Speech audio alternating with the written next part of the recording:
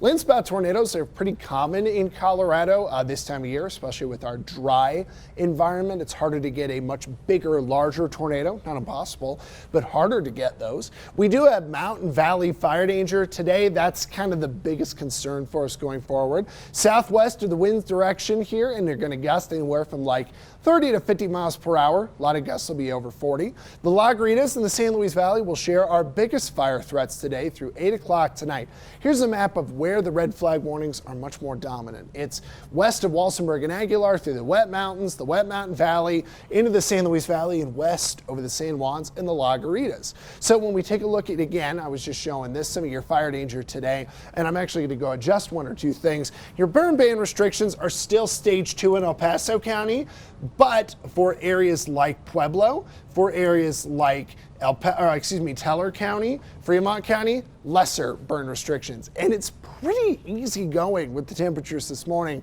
but not what you would expect for this time of year. Now in June, we do usually get very hot, but with our dry air at night, you could still pretty easily cool off to the 60s. But we just baked in the 90s and triple digits, and so our ground was nice and hot from last night, and it's already in the 70s this morning. We just didn't really get that typical cooling effect in the springs we usually see.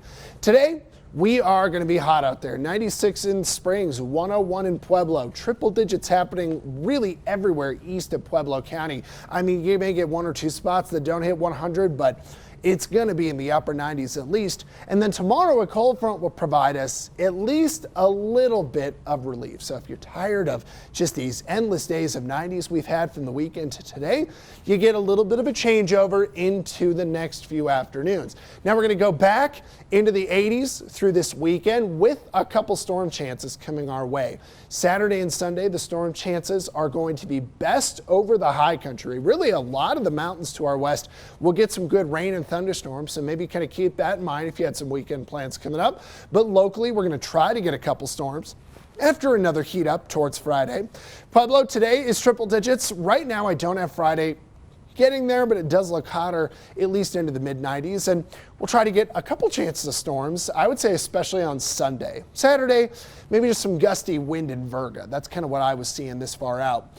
Canyon City, we're hot into the 90s, and then 80s are coming back through the weekend. We're going to see a chance of thunderstorms on Sunday.